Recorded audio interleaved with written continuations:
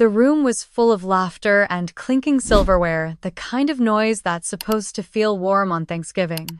But I could hear every word Rachel said, each one sharpened just enough to cut without leaving a mark you could point to. My name is Claire, and I've learned to survive her little performances, the casual jabs disguised as family banter. I was ready to take another one on the chin until I noticed Lily watching me from across the table, her gaze steady and unblinking as if she was weighing every word, every gesture. The moment her lips parted, the air shifted, the laughter died, and every face turned toward the smallest person in the room. Because somehow they all knew what was coming next would change everything. The moment I stepped through Rachel and Daniel's front door in Charlotte, I could feel the heat of her eyes sweeping over me. It was the same calculated look she had worn so many times before, the one that seemed to search for flaws to pick apart later. The smell of roasted turkey and cinnamon rolls hung in the air, but it did nothing to soften the tension that clung to the walls. The living room was full of voices, clinking glasses, and the rustle of holiday outfits. Daniel's family had arrived early and taken their usual spots near the fireplace, his mother in a sharp navy dress, his brother and sister-in-law chatting in low voices while keeping an eye on everyone who came in. My parents were seated near the window, already settled, and my father stiff in his chair, my mother trying to smile. Rachel came toward me with a smile that never reached her eyes. She kissed my cheek lightly and stepped back, glancing at my dress, as if she were appraising it for resale value. Her voice was sweet and airy when she welcomed me in, but underneath it there was a sharpness I had learned to recognize. Dinner was already set out in the dining room, the long table covered in a cream linen cloth, polished silverware, and dishes lined up like soldiers. I took my seat at the far end next to Lily, who was already nibbling at a bread roll. She gave me a quick smile before focusing on her plate, her small hands folded carefully in her lap. As the turkey was carved and plates passed around, the chatter was easy at first, holiday pleasantries about traffic and weather, comments on the cranberry sauce. I kept my eyes on my food, listening more than speaking. It didn't take long for Rachel to make her move. It started with a light laugh from her end of the table. She was telling Daniel's sister a story about how she had been helping me with some paperwork for my job, then she turned the focus to me, her tone casual but her words precise.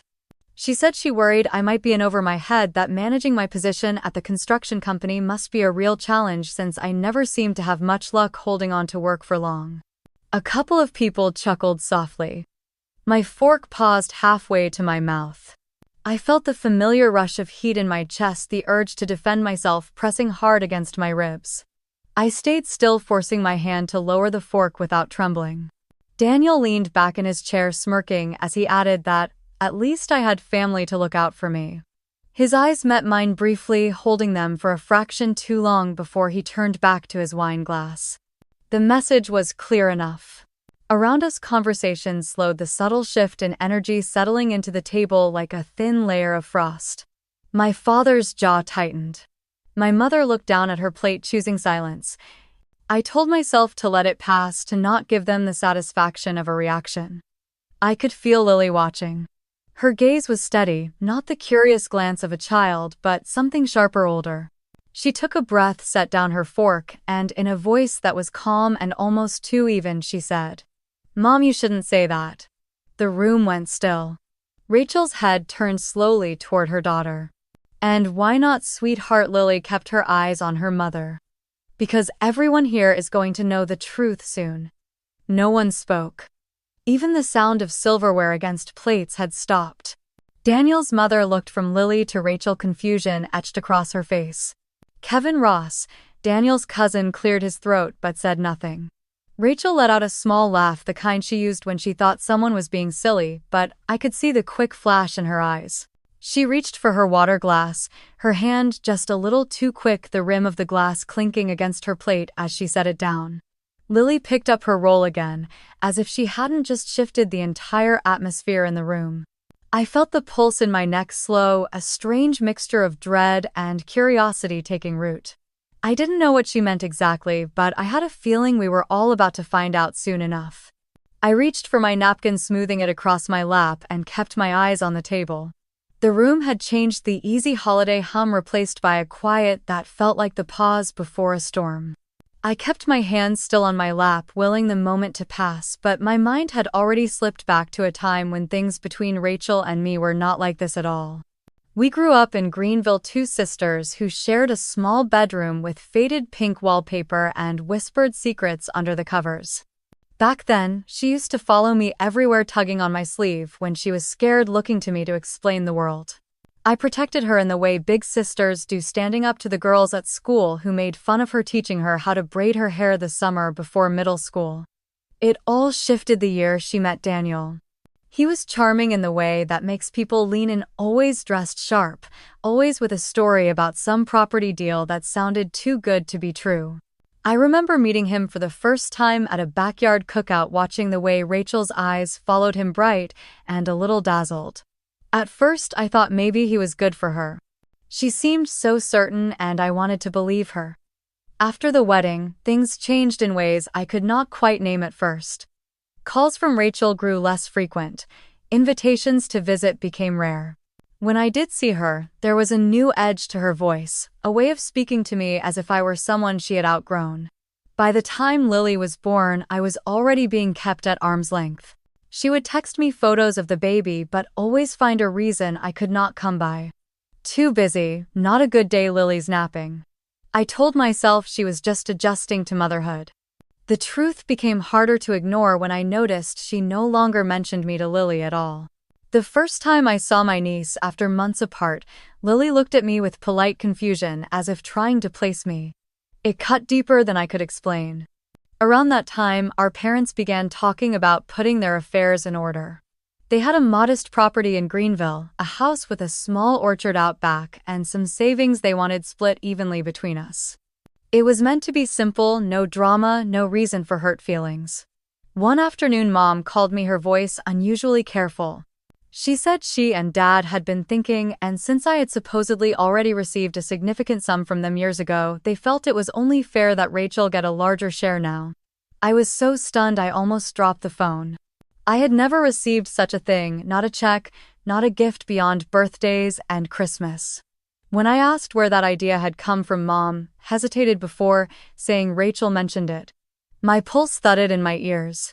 I could picture her sitting in their kitchen, speaking in that soft, convincing tone she used when she wanted something. Planting the lie without ever having to prove it. I drove to their house that weekend, determined to set the record straight. Rachel's SUV was already in the driveway. When I stepped inside, she was at the table with Dad, sipping coffee like she owned the place. She smiled at me, all politeness, and asked if I wanted a cup. I asked her in front of them if she had told them I got some kind of payout before. Her smile did not falter, but her eyes flickered just enough for me to see it.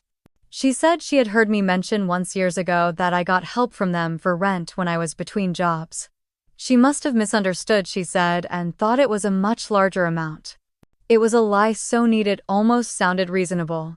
Except I had never said any such thing. I told her so, my voice tight, but she only shrugged and turned back to her coffee. Dad cleared his throat, uncomfortable, but no one corrected the record. Driving home, I realized what she had done. With one story, she had shifted my parents' view of me, painted me as someone who had already taken more than my share. It was not about the money, not really.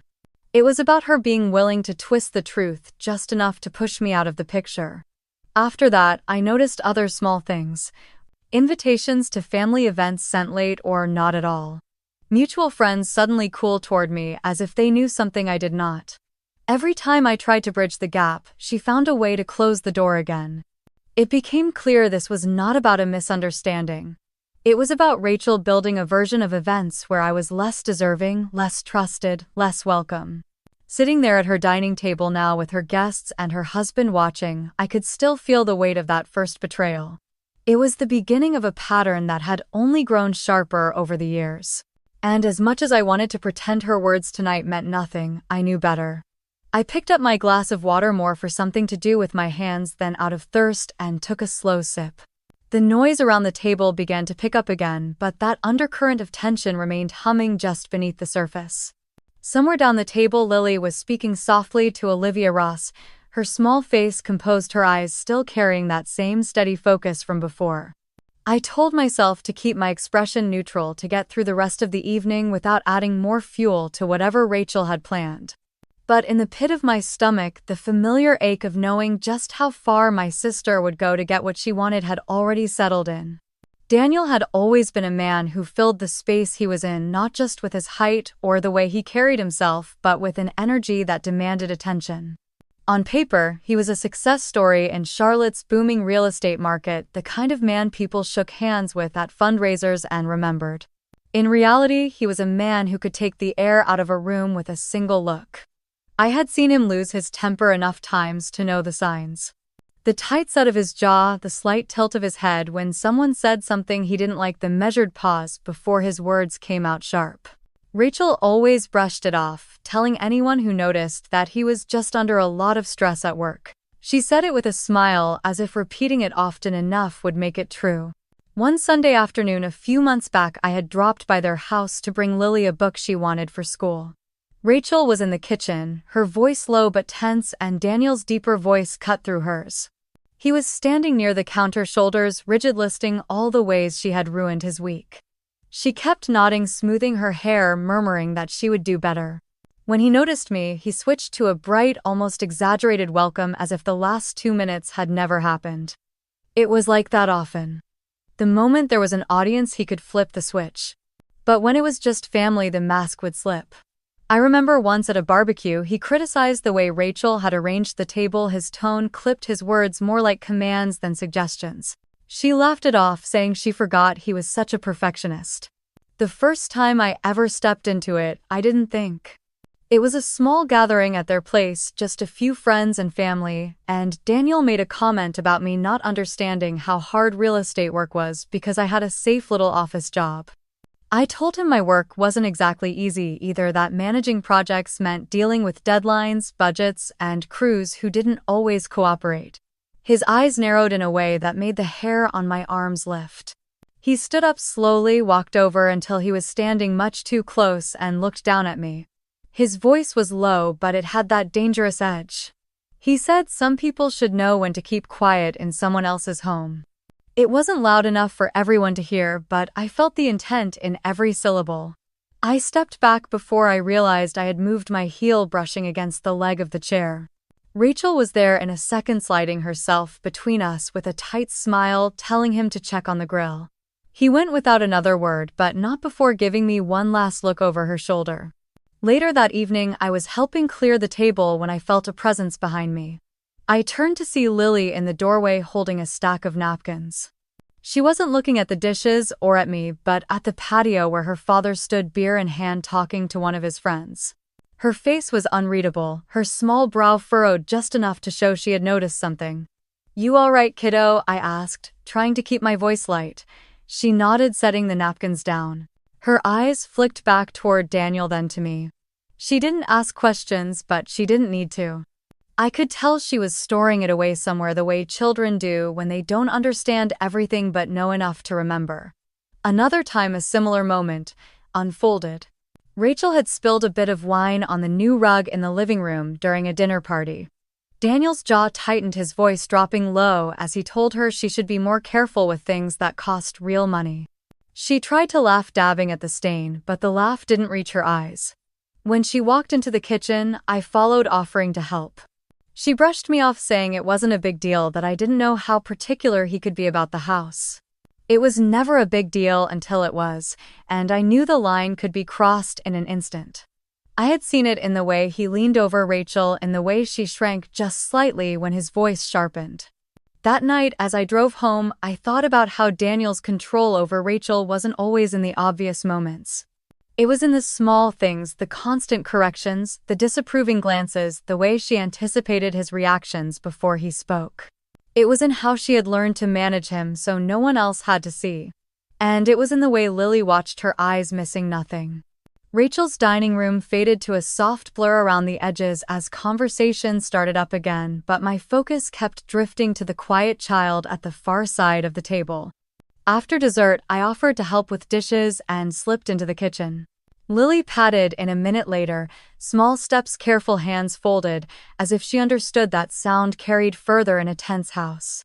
She stood on her toes to reach the faucet and rinsed off spoons one by one. I told her I had a new book she might like about a girl who designs bridges for a science fair. Her eyes brightened and she asked what my job was really like. I told her I worked with clients who wanted to change their homes and that I spent a lot of time listening, taking notes, and making sure the crews had what they needed. She asked if people were ever unkind when they did not get what they wanted. I said sometimes they were and sometimes they raised their voices, but that the job was mostly about calming rooms down. She nodded like she was measuring that answer against something she already knew. Then she asked if stress could make people forget how to be gentle. I said it could, and that grown-ups were supposed to fix that, not the kids around them. The kitchen door swung, and Rachel breezed in with a stack of plates and a bright voice that felt slightly too bright, and the moment folded itself up and stored somewhere behind Lily's eyes. A few days later, I stopped by their house on a Tuesday afternoon with a tin of oatmeal cookies still warm. Rachel had texted that she would be late from an appointment. Lily let me in, her hair pulled back with a ribbon that kept sliding loose. We sat at the table. She poured milk and pushed the tin toward me, then asked another round of questions about work. She wanted to know if I ever felt nervous talking to clients who were upset. I told her I did at first, but it helped to lay out the plan step by step and to have another adult in the room when a conversation felt heavy. At school today, she said after a pause, a lady came to our class. Her name is Mrs. Sarah Thompson. She works with families. She told us if we see things that do not feel right, we can tell a trusted adult. She said we should not keep feelings in a locked box. She said grown-ups are supposed to help keep homes safe. I asked if she liked Mrs. Thompson. Lily said she did. She said Mrs. Thompson was calm and did not talk in a rush, and that she answered every question, even the ones that were quiet. Then Lily looked straight at me and said she knew how to protect people. She did not explain how. She just set her little palm flat on the cookie tin as if sealing her words there. Before I could ask more, the garage door rumbled and Rachel's voice floated in. Lily's shoulders tightened then loosened. She stood, put the lid back on the tin, and went to greet her mom. When Rachel came into the kitchen, she was full of traffic and parking and a client who had changed their mind 3 times about a skincare package at the spa. She asked if I could stay for dinner. I said I had an early site meeting, thanked her, and kissed Lily's forehead before I left. The next time I saw Lily, it was a Saturday at Freedom Park. Daniel had taken a call and wandered toward the pond while Rachel arranged a blanket near a live oak. Lily sat beside me and drew shapes in the dirt with a twig. She asked what it was like when Rachel and I were little. I told her we fought over hairbrushes and shared lip gloss and hid birthday gifts in the closet, and that we used to camp in the backyard and pretend the porch light was a moon. Lily smiled at that picture, then asked when things changed. I told her sometimes people grow in different directions and they forget what used to matter most, but families can still find their way back if everyone tries. She watched the pond while I spoke, the line of her mouth tight with thought. When Daniel returned, he was all easy charm, telling Lily to race him to the swings. He lifted her onto the seat and pushed just a little too hard. Lily gripped the chains and leaned forward, steadying herself with more control than most children her age. She did not complain. She simply adjusted and watched him through the arc as if memorizing the measure of his force. Later that afternoon, I dropped Lily at a friend's birthday party and offered to pick her up so Rachel could finish at the spa. When I came back 2 hours later, the party had spilled onto the lawn. Lily stood slightly apart from the group, talking to the birthday girl's dad. He handed her a paper bag with leftover cupcakes and thanked me for helping with cleanup. Lily walked to the car holding the bag with both hands like a fragile package. Halfway home, she asked if promises are like fences. I asked what she meant. She said promises keep people in safe places and sometimes they keep danger out. She let that thought sit between us like a folded map and changed the subject to the book I had given her about bridges. The school called my mother the following week to invite family to a class presentation day. I could not get away from a site walkthrough in South End that morning, but I drove straight to Willow Creek Elementary afterward and arrived in time for the last few presentations. The classroom smelled like dry erase markers and pencil shavings, and there were posters about kindness on the walls. Lily's group had mapped out community helpers.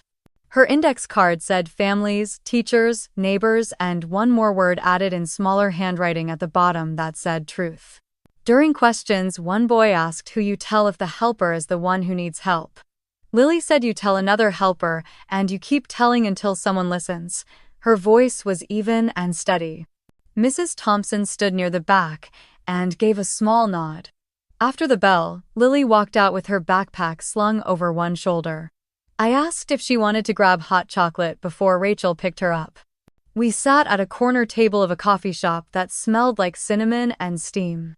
Lily wrapped both hands around the paper cup and let the heat soak in. She asked if sometimes the kindest thing a person can do is say a hard truth. I said yes, even when it shakes the room. I asked if she wanted to tell me something hard. She said not yet, but soon. Then she reached into her backpack and pulled out a small notebook. On the first page, she had written questions for brave people. The first question was, what does safe feel like? The second was, how do you know who will help? She closed the notebook before I could read more. When Rachel arrived, her smile was a little tight, like it had been pulled on quickly. She thanked me and said she was late to meet a vendor. Lily stood and tucked her chair in with careful precision. On the walk to the car, she slipped her hand into mine and squeezed once, then let go. It felt like a signal. That evening, I stopped by my parents' house in Greenville. Mom was making chicken soup, and Dad had a football game on low in the living room. We talked about the class presentation and about how grown-up Lily seemed lately. Dad said she reminded him of Rachel at that age, observing and quiet, soaking up details.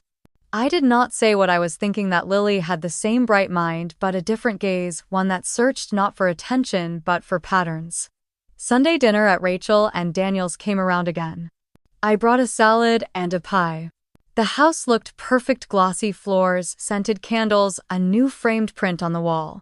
Dinner began with small talk about a new development Daniel was pitching near Lake Norman. He spoke in that confident role he used for clients. Rachel nodded and offered details as if she were part of the deal, and maybe she was. Halfway through the meal, she turned a casual remark about my project timeline into a joke that I was slow and careful to a fault. A few people laughed. Daniel smirked. I felt the familiar rise in my chest and let it fall away. From my end of the table, I could see Lily's face in profile.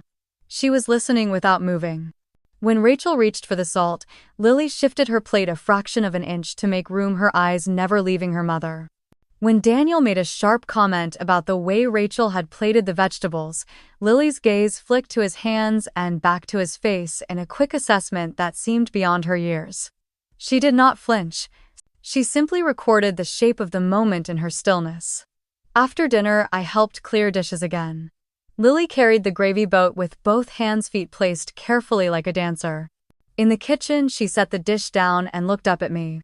She asked if bridges ever fail because of one small crack. I said they can if the crack is ignored long enough. She asked how you fix a bridge like that.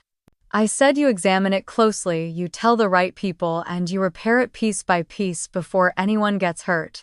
She looked relieved, not because of the answer itself, but because she had a language to attach to a worry. On my way out, I found Rachel alone in the foyer adjusting a vase of hydrangeas.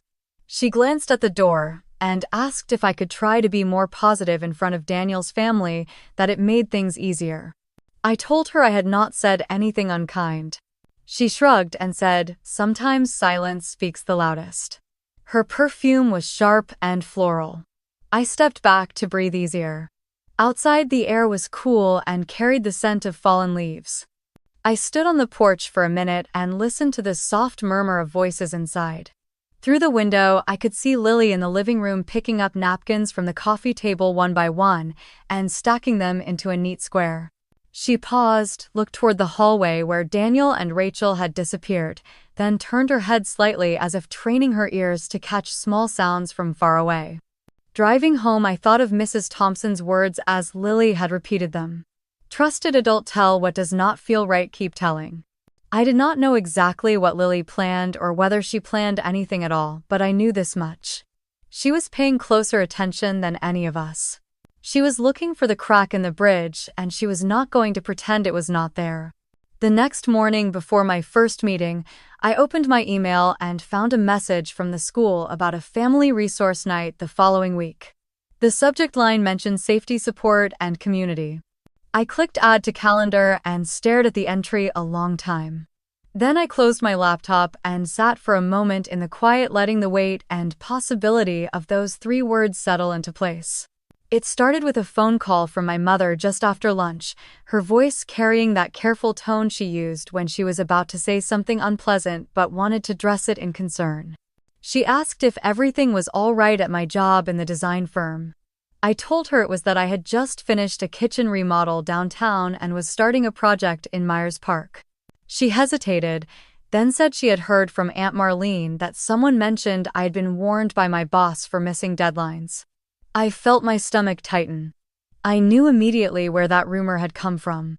Rachel had always understood how to plant a seed so it grew in the direction she wanted. The idea that I was unreliable at work was exactly the sort of thing that could stick in the minds of extended family, especially if delivered with a sympathetic shake of the head. I told Mom it was not true and that my record was clear. She said she believed me, but her voice carried the shadow of doubt that rumors leave even when they are denied. That weekend, I stopped by a small boutique downtown to pick up a birthday gift for a client. On my way out, I ran into Emily Sanders, one of Rachel's newer hires at her spa. She was carrying a stack of supply boxes and waved me over. We chatted for a moment and she asked about my work. Then, almost as if she forgot herself, she said, Rachel sometimes told clients she worried about me, that I was under too much pressure and not handling it well. Emily's face went pale the moment the words left her mouth. She apologized, said she should not have repeated it, and hurried back inside. I walked to my car, feeling like the air had turned heavier. Rachel was not just talking to family, she was weaving the same narrative into her business conversations. That meant it would travel further into circles that might include potential clients for me. 2 days later, I got a text from my father inviting me to a small gathering at their house in Greenville. He said it would be just close family, a chance to catch up without all the noise of the holidays. I knew better than to think it was without an agenda, but I went. When I arrived, Rachel and Daniel were already there, seated on the couch across from my parents. Rachel's expression was polite but cool, the kind she wore when she was about to perform civility. Daniel sat back with one arm stretched across the couch, his other hand tapping a slow rhythm on his knee. We started with coffee and cookies, light talk about the weather and the city's plans to expand the parkway. Then Rachel shifted the conversation. She said she had been worried about me, that she had heard from several people that I seemed distracted and maybe overwhelmed. She looked around the room as if gathering silent agreement. I told her plainly that I was fine and that my work was steady. My father cleared his throat and said it was good to hear, but Rachel pressed on, asking if I was sure, if maybe I had taken on more than I could manage. I could feel the heat rising in my face. I asked her why she felt the need to share her so-called concerns with our aunts, uncles, and even people she barely knew. She tilted her head and said she only wanted to help, that sometimes people needed someone to notice before they burned out. Daniel chose that moment to lean forward, his voice dropping into a tone meant to cut through the air. He said I was stirring up trouble, turning a simple conversation into an attack. He called me a divider, someone who thrived on creating rifts. The room seemed to contract. My mother shifted in her chair, my father looked at his hands. I could feel the weight of Daniel's presence pressing against the moment, making it clear that pushing back further would only escalate things in a way that would turn everyone against me. I took a slow breath and sat back, my hands folded in my lap. Daniel leaned away satisfied, and Rachel offered a thin smile as if she had been vindicated. The conversation moved on to my cousin's new job, my father's latest fishing trip, the price of gas. I answered questions when addressed, but kept my tone, even refusing to give them the spark they wanted. When it was time to leave, I hugged my parents and nodded a polite goodbye to Rachel and Daniel. On the drive home, the low hum of the tires on the highway gave me space to think. Rachel's game was always the same: undermine quietly, then step back and let others draw the conclusions she wanted them to draw. Daniel's role was to shut down resistance with intimidation. Back at my apartment, I opened my laptop and pulled up my project files, reviewing timelines and client feedback. I thought about printing them out, carrying proof in case the rumors found their way to someone whose opinion mattered to my work, but I knew better. Showing proof too early could look defensive, and Rachel thrived on making me look reactionary. The next morning, at the coffee shop near my office, I ran into Aunt Marlene. She asked if I was doing better. When I said I was fine, she nodded, but her eyes searched mine for cracks. I smiled, kept it brief, and left with my latte. That afternoon, I got a text from Lily asking if I could help her with a school project on Saturday. She said it was for social studies and that she needed to interview someone about fairness. I agreed immediately. The thought of spending time with her was a relief, a place where I did not have to defend myself from whispered campaigns. Still, the meeting at my parents' house replayed in my mind over the next few days. Daniel's voice calling me a divider lingered, not because I believed it but because I recognized the strategy. If they could label me as the problem, anything I said afterward could be dismissed as part of the problem itself. On Friday evening, I got a call from my father, brief and strained. He said he hoped we could all get along for Mom's birthday dinner next week. I told him I would be there. When we hung up, I stared out the window at the streetlights blinking on one by one, and I knew the line between keeping the peace and letting them rewrite reality was getting thinner. Saturday came, and with it the sharp, clear air of early spring. I drove to Rachel's house to pick up Lily. She came out with her backpack and a notebook, her face bright but her eyes carrying that same deep watchfulness I had noticed before. As we drove toward the library, I felt the tightness in my chest loosen just a little. Here at least was one person who saw more than she said. By the time I dropped her off that afternoon, I had made up my mind. I would not confront Rachel again in a room Daniel could control. If the truth came out, it would not be through another shouting match. It would come when they least expected it, and it would not be my voice that delivered the final blow. The following Monday, I drove to my parents' house in Greenville, telling myself it was just for coffee, just to see my mother without an audience. The azaleas along the driveway were just starting to bloom, a soft pink that should have felt comforting but instead reminded me of how often appearances here disguised something brittle underneath. Mom was in the kitchen when I came in, her sleeves rolled to the elbow as she rinsed strawberries in a colander. She looked up with a smile that didn't quite reach her eyes and asked if I wanted tea. I said yes and sat at the table, the one we had eaten at every Sunday when Rachel and I were kids. I started with small talk, asking about her garden and if she had seen the new bakery on Main Street. She nodded, answered, but her movements had a slight tension as though she was bracing for something. When I finally said I wanted to talk about Rachel, she set the colander down and wiped her hands on a towel. I told her about the rumors, how Rachel had been telling people I was struggling at work, how Daniel had called me a divider in front of the family. I kept my voice even, but I didn't hide the hurt. I said I needed to know she believed me, that she understood what was happening. She sat down across from me and folded her hands. For a moment I thought I saw the mother who used to defend me when teachers misunderstood, who once drove across town in a rainstorm to bring me the sneakers I forgot for a game. But then she sighed, her gaze dropping to the table. "Claire," she said, "you know I love you. But Rachel has her own pressures. She's told me she feels you're too critical of her marriage, that you don't respect Daniel." I felt the air go colder. I told her respecting someone didn't mean ignoring when they humiliate you. I reminded her of the dinner at Thanksgiving, the tone Rachel used, the look Daniel gave me when he stepped in close.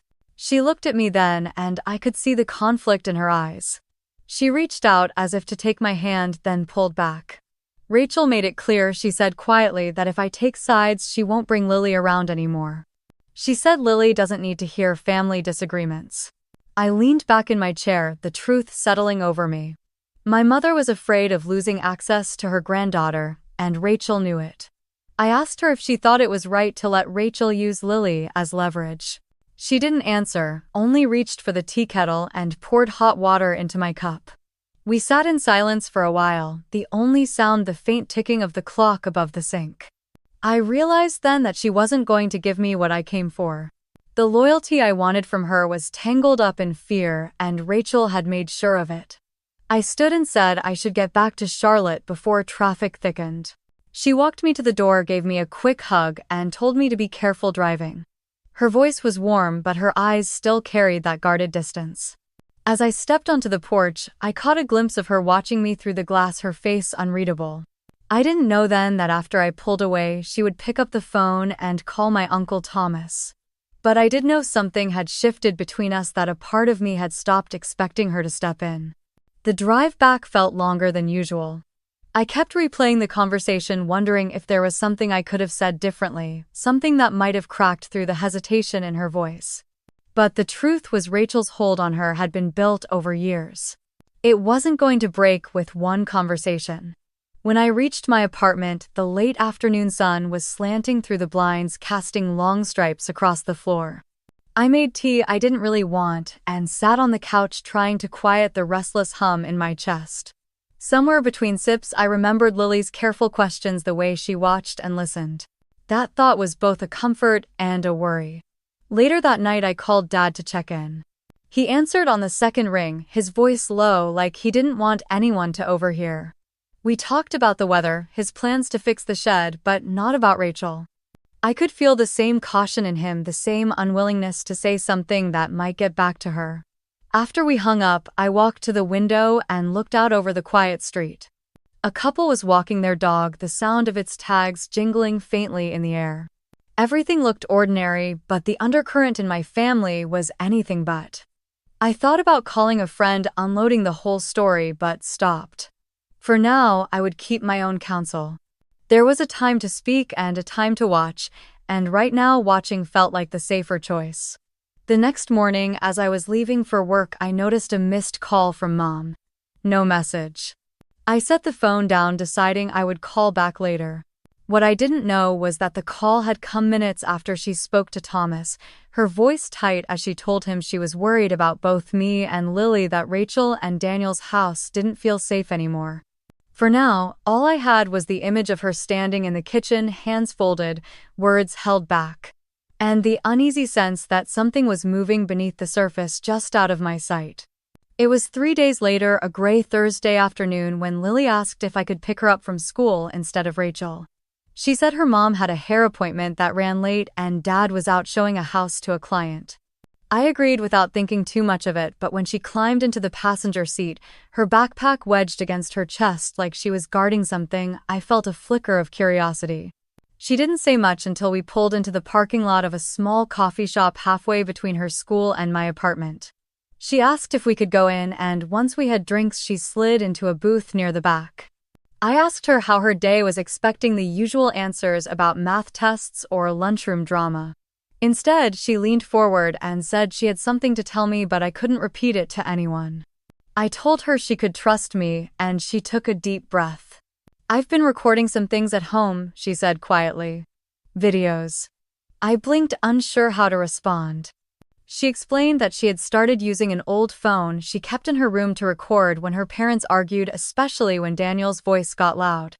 She said she hid it in different places, sometimes in the hallway, sometimes on the bookshelf in the living room. I felt a knot form in my stomach.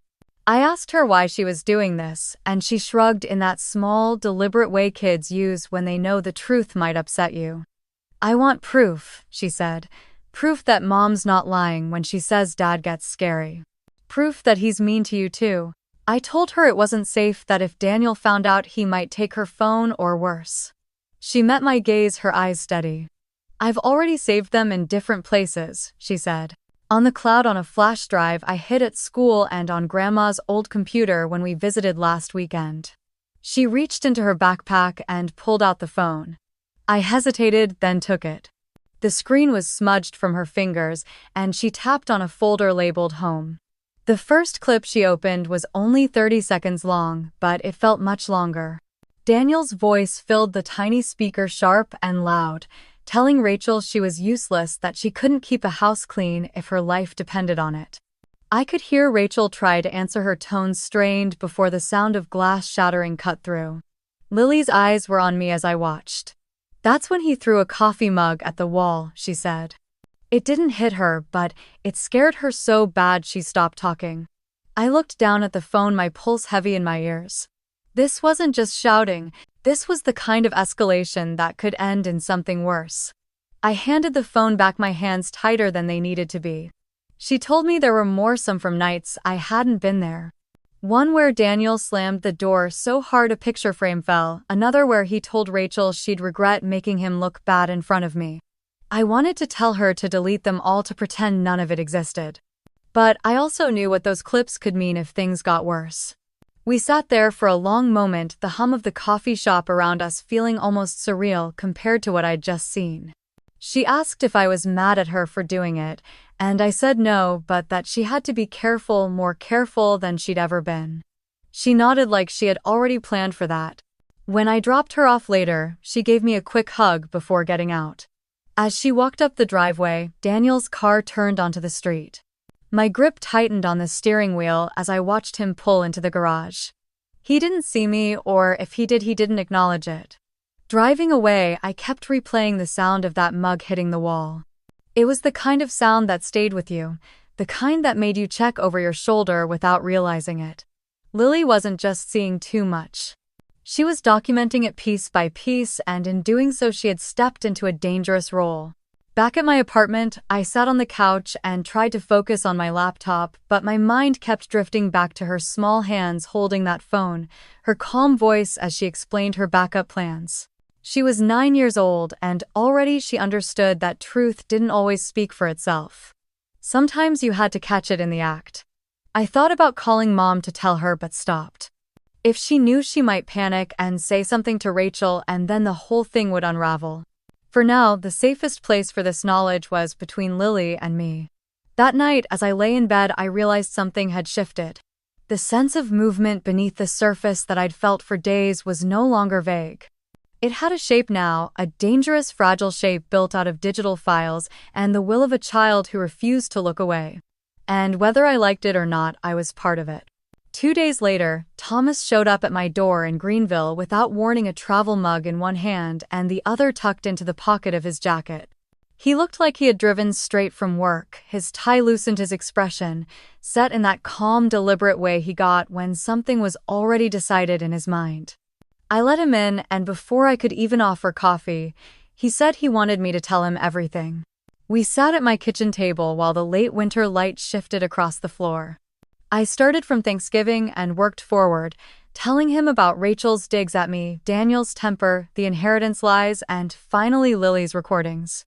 I could see his jaw tighten when I mentioned the coffee mug hitting the wall, and by the time I finished, his hands were flat on the table, fingers spread as if steadying himself.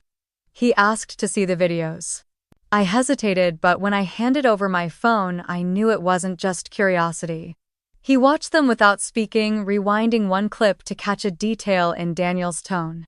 When he set the phone down, his voice was low but certain. "We are not ignoring this." Thomas pulled out his own phone and called someone named Brian Cooper, introducing him as a friend and attorney in Charlotte who had handled protective orders before. He stepped into the living room for privacy, but I could hear enough to know he was outlining the situation in broad strokes. When he came back, he told me Brian could meet with us the next afternoon to explain our options for a protective order and how to approach Child Protective Services without putting Lily in danger. The certainty in his tone made my chest tighten with something between relief and fear. I asked him if he understood how far Rachel and Daniel might go if they thought we were pulling in outside help. His mouth curved in a humorless smile. "That's exactly why we are doing it through the system. If they want to push back, they will have to do it in daylight." It was almost evening when he left, promising to pick me up the next day for the meeting. I was rinsing dishes when my phone rang. The caller ID made my stomach drop. "Daniel?" I answered, and his voice came through sharp and clipped. "I hear Thomas has been making calls. You think bringing in some lawyer is going to make you a hero? This is family business, Claire.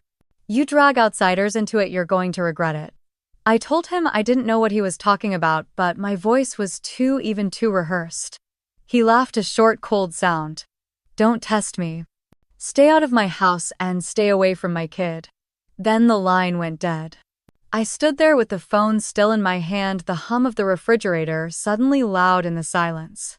My first instinct was to call Thomas and tell him everything, but I knew if I did, he would drive back over and we'd be one step closer to a confrontation we weren't ready for. Instead, I sat on the couch staring at the dark screen of my phone until my pulse slowed enough to think clearly. The next afternoon, Thomas picked me up and drove us to Brian's office in a brick building near the courthouse. Brian was in his 40s with a steady, unhurried way of speaking that made it easier to breathe. He laid out what we would need for a protective order, what kind of incidents counted, and how CPS could be brought in without tipping off Daniel before they were ready. When I mentioned Lily's recordings, his eyes sharpened. "That's evidence," he said.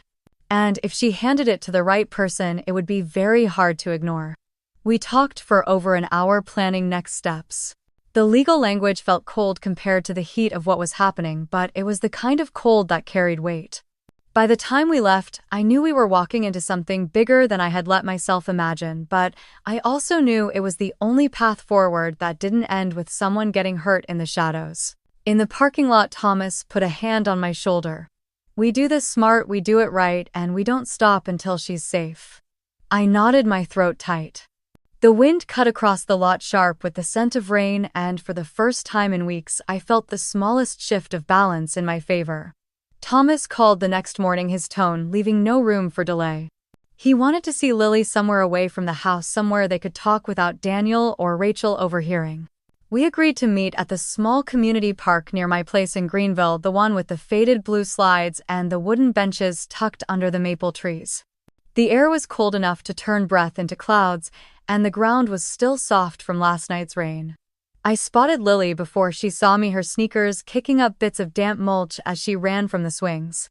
Her hair was loose today, curling slightly from the humidity, and her cheeks were flushed from the chill.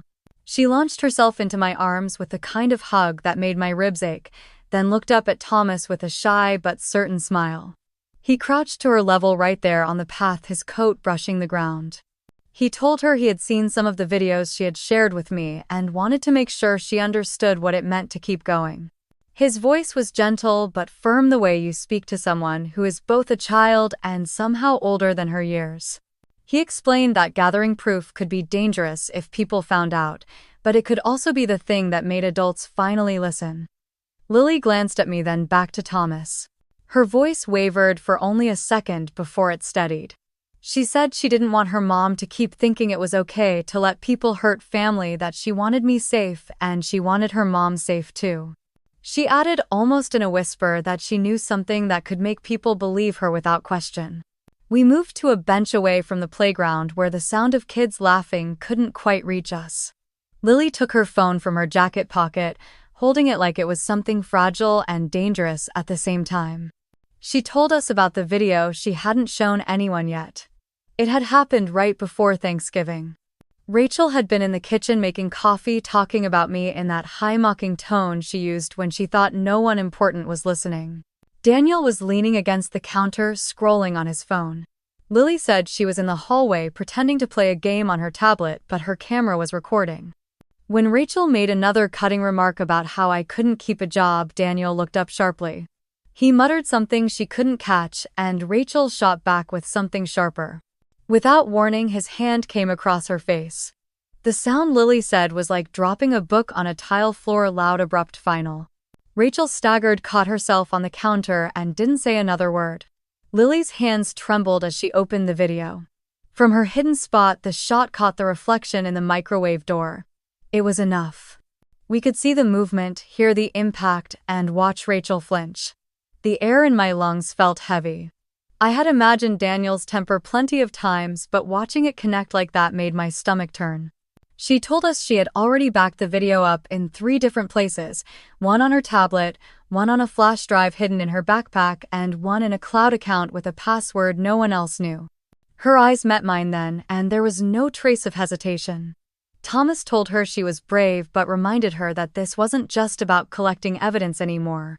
It was about using it to stop what was happening. He asked if she was ready for certain adults to see it, people who could make changes. Lily nodded without blinking. We walked back toward my house in silence, the crunch of gravel under our feet the only sound. Inside, I made hot chocolate for Lily while Thomas stepped into the living room to call our father. He didn't send the video, not yet, but he told Dad there was something he needed to see in person.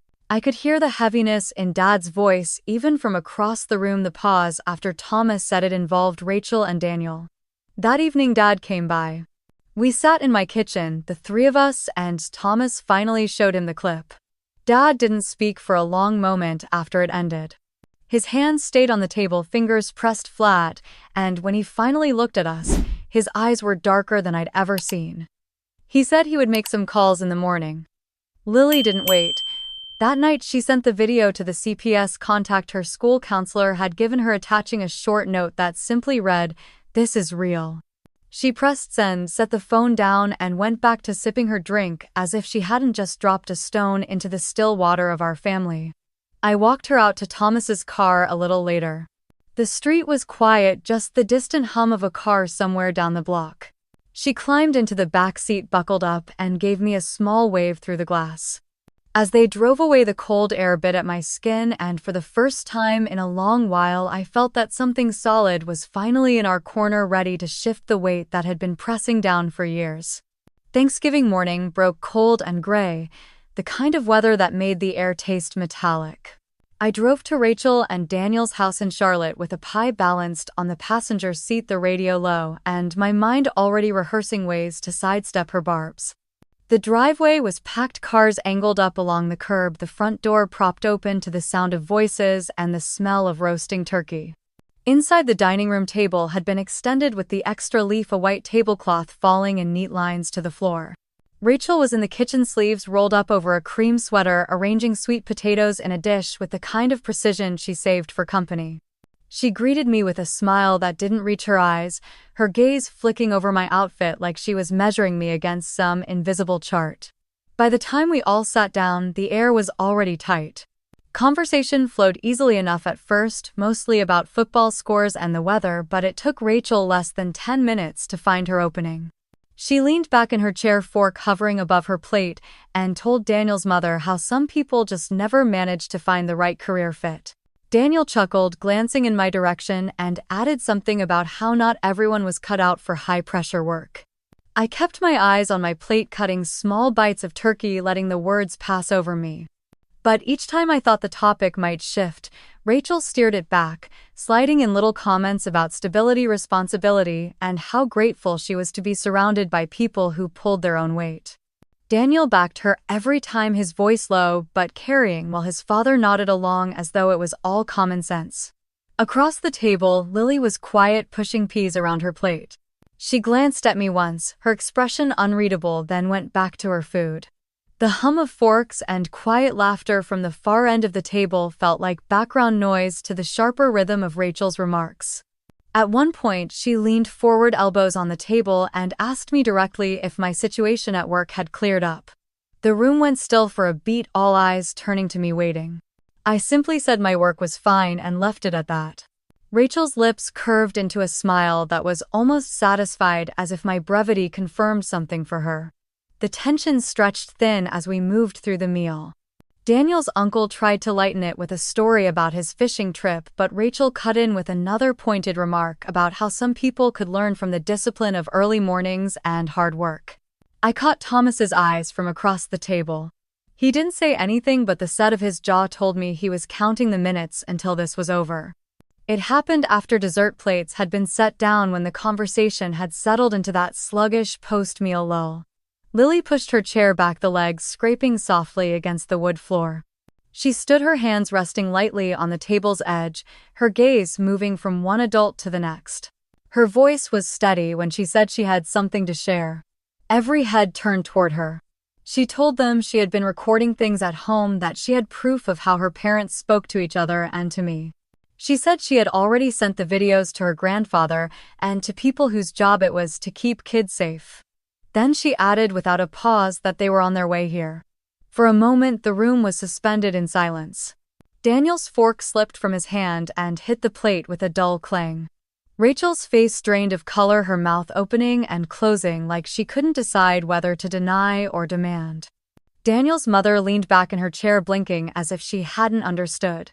Lily didn't flinch. She straightened her shoulders and said it again, slower this time, that help was coming and that no one here could stop it. I could feel the air shift heavy and charged, as though the walls themselves had heard her and were bracing for what would come next. A sudden knock rattled the front door sharp and deliberate, carrying through the tense silence like the crack of a whip. Every head turned in unison, eyes darting toward the entryway. Chairs scraped softly against the hardwood as people shifted, no one certain who should move first. Rachel's brow furrowed, her lips parting as if to speak, but before she could take a step, Thomas's voice rang out from the foyer. The front door swung wide, and Thomas stepped inside, his presence immediately commanding the room's attention. Behind him, Officer David Lee entered in full uniform, the silver badge catching the light from the chandelier overhead. His expression was calm but firm, the kind that told you he had walked into plenty of rooms like this before.